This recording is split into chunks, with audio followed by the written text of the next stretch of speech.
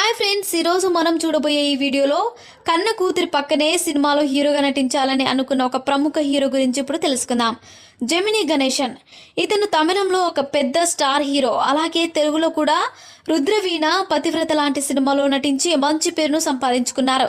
జెమినీ గణేశన్ ఒక హీరోగా కంటే మహానటి సావిత్రి భర్తగా, అలాగే ఆమె జీవితాన్ని నాశనం చేసిన ఒక వ్యక్తిగా మనకు బాగా తెలుసు.